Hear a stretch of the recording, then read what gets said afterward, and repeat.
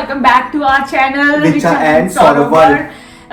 Thank you so much guys हमारी last video को इतना प्यार देने के लिए। बहुत सारे लोगों के कमेंट्स आए, आप लोगों ने विशेस आए, प्यार भरे कमेंट्स आए कि thank you so much for all of those comments. और काफी लोगों ने इंस्टाग्राम पे, यूट्यूब पे, हर जगह पे लाइक विशेस दिए।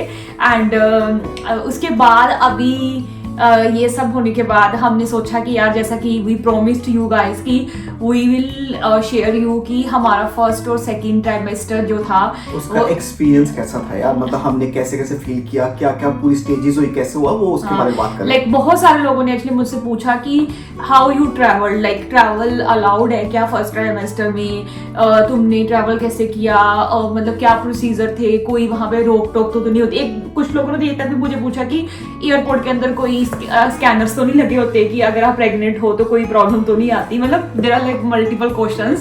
तो मुझे लगा कि मैं एक वीडियो बना के I experience share my experience कि मेरा फर्स्ट और सेकंड ट्राइमेस्टर कैसे रहा था। तो guys let's start with the first thing कि जो मेरा फर्स्ट ट्राइमेस्टर था उसमें डेफिनेटली फर्स्ट मंथ पे तो किसी को भी नहीं पता होता, तब हम लोग रोमानिया में थे, राइट।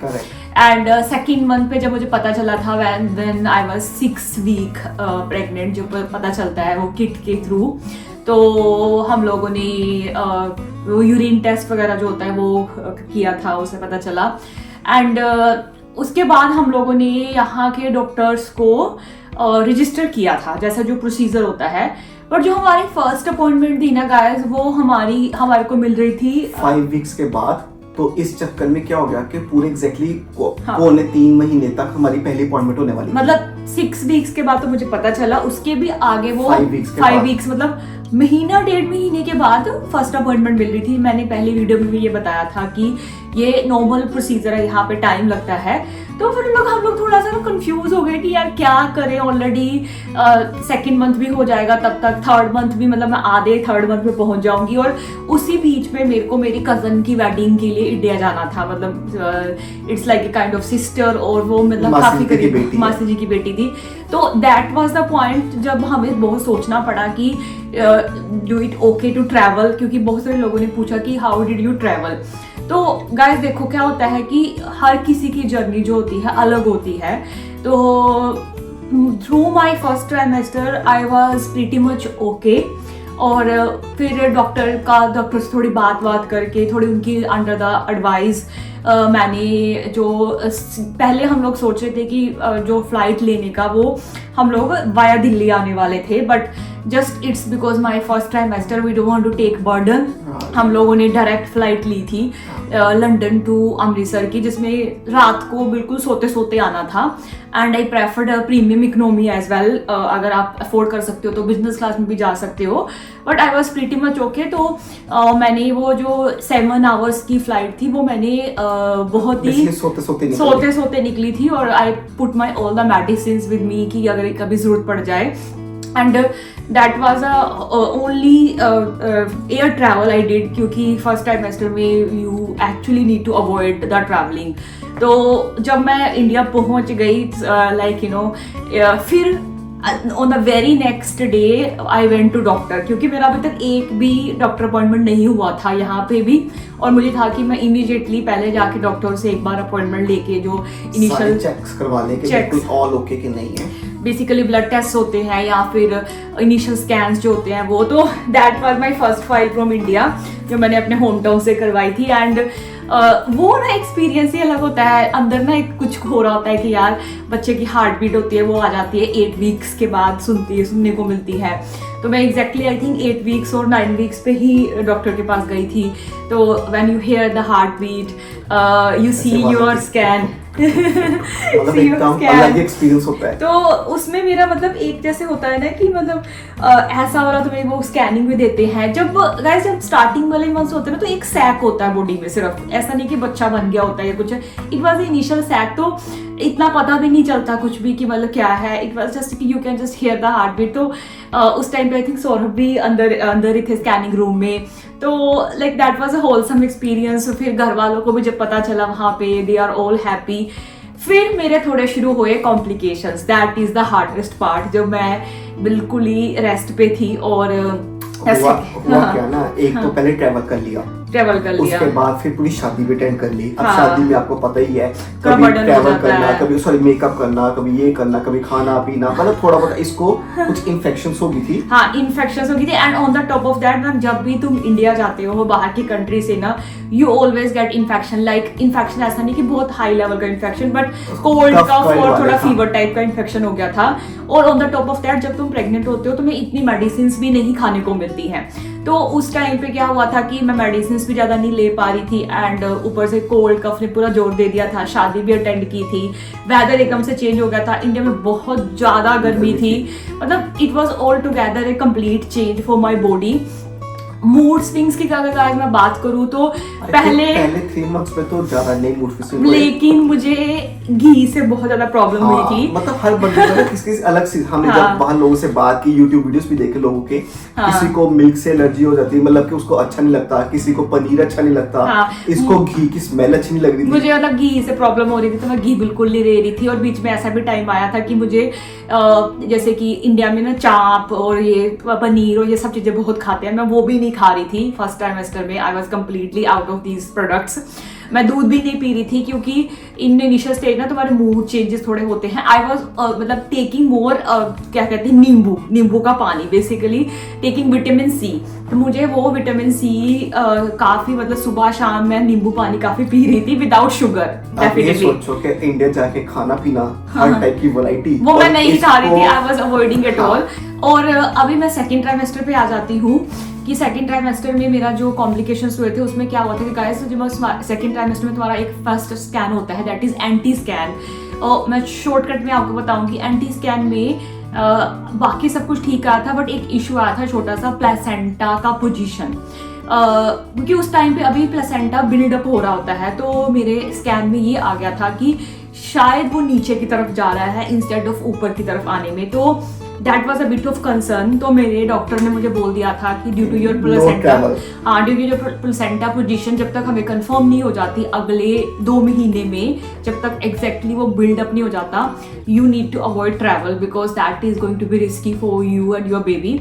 और तो हमें वापस आना था। हाँ। इसके चक्कर फिर मैं वापस आया, अपने ऑफिस की सारी मीटिंग अटेंड करके वापस 1 महीने बाद वापस गया वापस। हाँ, तो I was on the rest. मैं फिर ट्रैवल अवॉइड कर रही थी उस टाइम पे।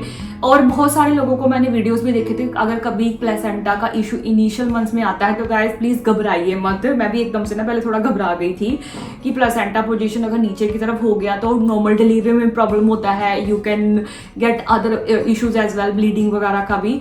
बट नॉर्मली क्या होता है कि फर्स्ट स्टेज पे पता ही नहीं होता प्लेसेंटा पोजीशन एग्जैक्टली होने का वाली है। बट जब वो सेकंड स्कैन हुआ था मेरा, एनॉमली स्कैन, उसमें it was an upper segment, तो उसमें फिर सब कुछ ठीक हो गया था। कॉम्प्लिकेशंस नहीं थे। तो इस चक्कर में रिचा को 2 महीने तक तो बिल्कुल ही जैसे ट्रैवल एकदम बंद ही था। उसमें भी एग्जैक्टली आया नहीं था, बट मुझे बोला था कि it is a bit of concern, so we don't want to take any risk.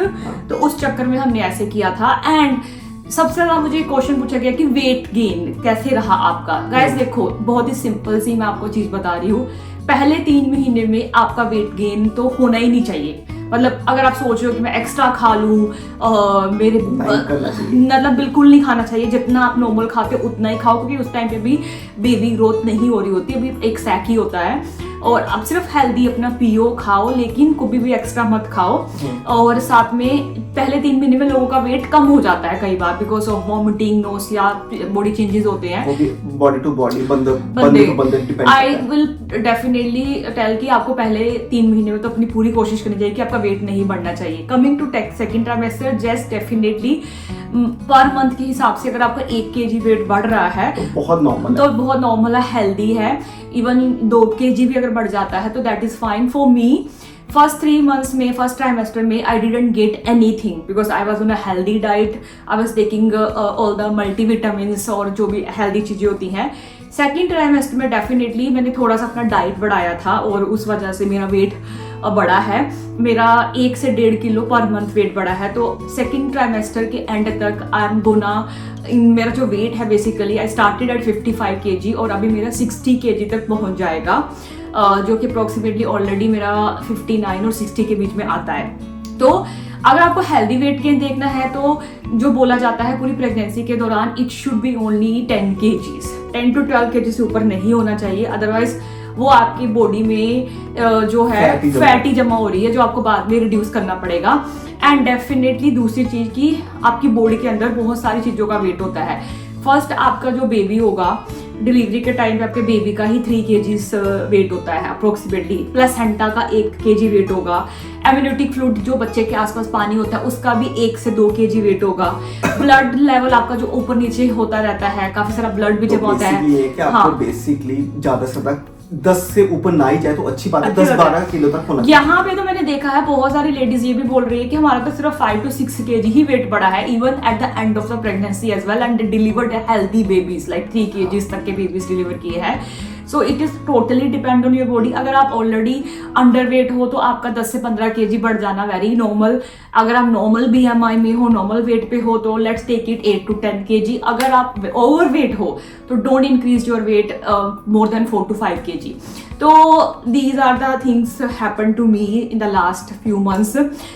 Definitely जो लोग, ये भी तो बताओ ना अपना एक्सपीरियंस वापस ट्रैवल। हाँ, जैसे ही फिर मेरे को डॉक्टर ने बोला 5th month के बाद कि भाई you are okay to travel no, because placenta का जो प्रॉब्लम आ रहा था, जो एक इशू दिख रहा था वो सही हो गया है, that is actually now recovered, तो आप ट्रैवल कर सकते हो, no it is okay to travel. So फिर हमने फटाफट झट से अपनी फ्लाइट बुक कराई एंड देन सेफली हम लोगों ने वापस ट्रैवल किया। तब भी हमने फिर डायरेक्ट फ्लाइट ही ली थी, हमने कोशिश की चाहते क्योंकि देखो बार-बार शिफ्ट करना, फिर सूटकेस चेंज कराना है, हाँ बहुत प्रॉब्लम्स होती है, तो हमने भी टेक डायरेक्ट फ्लाइट। हाँ, वांटेड टू मेक श्योर कि हम सेफली वापस ट्रैवल करें and get back to our normal routine in UK, in London. And definitely अगर आपको लो लाइन प्लेसेंटा, अगर किसी को इशू है उस चीज का या कुछ है, तो इंटरनेट में काफी वीडियोस हैं डेफिनेटली आपको, क्योंकि कहती है कि जो प्लेसेंटा पोजीशन होती है वो eight the end of pregnancy आपकी चेंज होती है and it always goes in the upper side, क्योंकि जैसे जैसे आपका यूट्रस बढ़ता है, आपका स्टमक बढ़ता है, आपका प्लेसेंटा ऊपर की तरफ मूव होने लग जाता है। So no need to worry about that thing. अलग अलग केसेस में अलग अलग चीजें होती हैं। तो ये तो मेरे काफी सारे डॉक्यूमेंट्स हैं जो मेरे हर 3 दिन 2 वीक के बाद मेरा चेकअप होता है, तो वो नॉर्मल चेक करते हैं, heart beat and everything. Now I am ready. ये मेरा सेकंड स्कैन हुआ था गाइस, जिसमें वो काफी सारी चीजें देखते हैं, बच्चे का हार्ट बीट कितना है, बच्चे का ब्रेन, हार्ट, बाकी सारे पार्ट अच्छे से डेवलप हो रहे हैं कि नहीं। यहाँ पे भी मेरे काफी सारे, जहाँ पे मेरा कोई भी स्कैन नहीं हुआ है अभी तक, हमें सारे स्टार्ट होने वाले हैं सारे, क्योंकि मेरी फाइल रेडी है। अभी मेरा सारा फीटल ग्रोथ भी चेक होगा और मुझे जेंडर भी नहीं पता, तो हो सकता है हमें यहाँ पे हमें जेंडर भी पता चल जाए, which is legal here in तो वो जब इसका नेक्स्ट स्कैन होगा तो तब जाके पूछ सकते हैं उसके जैसे जैसे होगा तो हम आपको वो भी बता देंगे। तो that was my actual experience जो लास्ट के 1 या 2 महीने थे। मैंने आपके साथ वेट गेन शेयर कर लिया, ट्रैवल शेयर कर लिया, और भी अगर कोई कॉम्प्लिकेशंस थी मेरी, वो मेरी एक छोटी सी थी। क्या लाइफस्टाइल में फर्क पड़ा यहाँ पर आने के बाद? यार यहाँ पे ना देखो, लाइफस्टाइल में है कि वहाँ पे इंडिया में तुम्हें काफी हेल्प मिल जाती थी, तो खाना वाना सब बना बनाया मिल जाता था। यहाँ पे हम दोनों एक दूसरे की हेल्प करते हैं। हाँ, यहाँ पे ऐसे है गाइस, देखो जैसे कि मैं ऑफिस जाती हूँ तो मोस्ट ऑफ द टाइम मेरा जो हेल्दी सैलेड्स होते हैं या फिर कुछ भी फलाफल, हलूमी, मतलब मैं I try to take protein. Guys एक चीज, प्रोटीन जरूर लीजिए अपनी डाइट में, which is very very very important.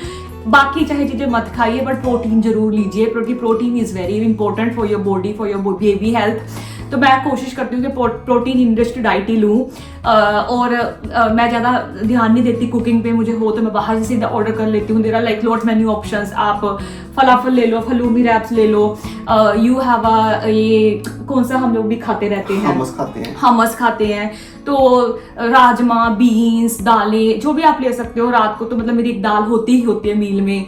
सुबह भी I try to take some healthy protein with fats. एक काम कर लेते हैं ना, एक और वीडियो बना देते हैं what we eat in a day यहाँ पर, ताकि पूरा आपको ना डे टू इवनिंग तक सारा बता दें कि आगे खा ले। इफ यू वांट टू सी कि व्हाट इज माय डाइट और मैं कैसे अपना वेट और ये सब मेंटेन कर रही हूँ, तो प्लीज लेट मी नो। मैं एक प्रॉपर वीडियो बना दूंगी what we eat in a day, बताएंगे क्या क्या एक्सरसाइज करती है, सारा पूरा एंड टू एंड। और मैं डेली वॉक भी कर रही हूँ गाइस, 1 घंटा डेली वॉक मेरी मस्ट है। 10 के स्टेप्स तो is very must in your pregnancy, depend on your health conditions. अगर किसी की कंडीशन कुछ डिफरेंट है तो शायद उसको वो वॉक भी रिकमेंड डॉक्टर उनको बता देंगे। हाँ, अगर आपका अभी सही नॉर्मल चल रहा है तो then you should go for a 1 hour walk.